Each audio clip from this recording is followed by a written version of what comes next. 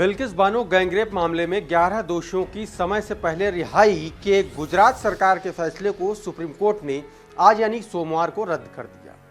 Justice बीवी नागरत्ना और justice उज्जवल भुइयां की बेंच ने सुनवाई के दौरान कहा कि सजा अपराध को रोकने के लिए दी जाती है। सुप्रीम कोर्ट ने बिल्किस बानो केस में फैसला सुनाते हुए कहा कि गुजरात सरकार को रिहाई का फैसला लेने का कोई अधिकार नहीं है, वो दोषियों को कैसे माफ कर सकती है।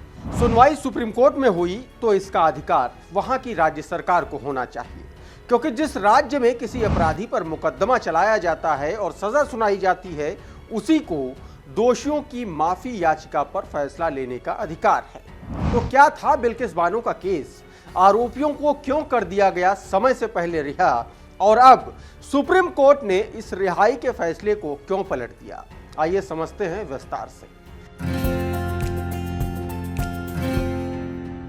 नमस्कार, मेरा नाम प्रशांत है और आप देखना शुरू कर चुके हैं डेली लाइन का एक्सप्लेनर।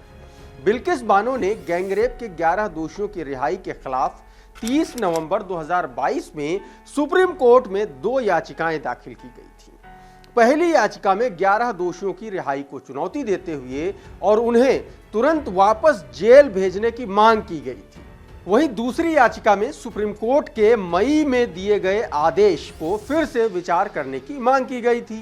कोर्ट में यह कहा गया कि दोषियों की रिहाई पर फैसला गुजरात सरकार करेगी। बिल्किस बानो ने कहा कि जब केस का ट्रायल महाराष्ट्र में चला था तो फिर गुजरात की सरकार फैसला कैसे ले सकती है। बिल्किस बानो ने सुप्रीम कोर्ट से दोनों याचिकाओं पर जल्द सुनवाई की मांग की थी।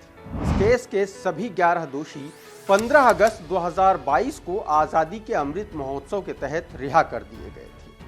आइए आपको बताते हैं कि गैंगरेप के दोषियों की रिहाई के खिलाफ बिल्किस बानो ने जो याचिकाएं डाली, उस पर सुप्रीम कोर्ट ने सुनवाई के दौरान क्या क्या अहम कमेंट्स किए, जो आप सभी को एक बतौर नागरिक भी जानने और समझने बहुत जरूरी है। सुप्रीम कोर्ट में 17 अगस्त 2023 को जस्टिस नागरत्ना ने पूछा कि रिहाई में छूट का फायदा सिर्फ बिल्किस बानो को दोषियों को ही क्यों दिया गया, बाकी कैदियों को ऐसी छूट क्यों नहीं मिली।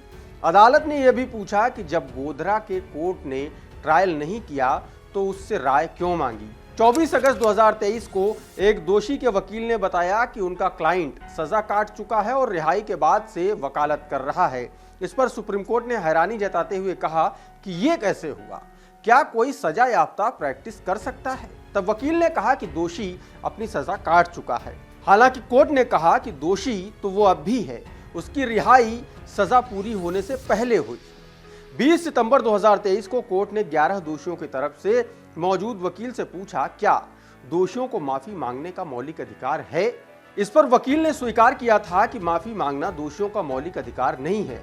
जस्टिस बीवी नागरत्ना और जस्टिस उज्जवल भुइयां की पीठ ने मामले की सुनवाई की और 12 अक्टूबर 2023 को अपना फैसला सुरक्षित रख लिया था और 8 जनवरी 2024 को ऐतिहासिक फैसला देते हुए सुप्रीम कोर्ट ने गुजरात सरकार का वो फैसला पलट दिया। यानी कि उन सभी 11 दोषियों को वापस जेल जाना होगा जो आजादी के अमृत महोत्सव के तहत रिहा किए गए थे। ये तो हुई इस समय की बात। अब आपको बताते हैं कि मार्च 2002 को गुजरात दंगों के बीच इस हैवानियत की कहानी क्या थी। दरअसल गुजरात के गोधरा कांड के बाद 3 मार्च 2002 को दंगे भड़क गए। दंगों के दौरान दाहोद जिले के लिमखेड़ा तालुका में रंधिकपुर गांव है और वहां की एक रहने वाली महिला, एक लड़की, नाम था बिल्किस बानो। उग्र भीड़ ने बिल्किस बानो के घर में घुस गई। वो भीड़ दंगाइयों से बचने के लिए बिल्किस अपने परिवार के साथ एक खेत में छिप गई। तब बिल्किस की उम्र 21 साल थी और वो 5 महीने की गर्भवती थी। दंगाइयों ने बिल्किस का गैंगरेप किया, उसकी मां और 3 और महिलाओं का भी रेप किया। इस हमले में उसके परिवार के 17 सदस्यों में से 7 लोगों की निर्मम तरीके से हत्या कर दी गई। 6 लोग लापता हो गए जो कभी नहीं मिले। हमले में सिर्फ बिल्किस, एक शख्स और 3 साल का एक बच्चा ही जिंदा बच पाए। हादसे के समय बिल्किस की उम्र 21 साल की थी और वो गर्भवती थी। दंगों में उसके परिवार के 6 सदस्य जान बचाकर भागने में कामयाब रहे। गैंगरेप के आरोपियों को 2004 में गिरफ्तार किया गया था। जनवरी 2008 में सीबीआई की स्पेशल कोर्ट ने 11 दोषियों को उम्र कैद की सजा दी थी। बॉम्बे हाई कोर्ट ने आरोपियों की सजा को बरकरार रखा था।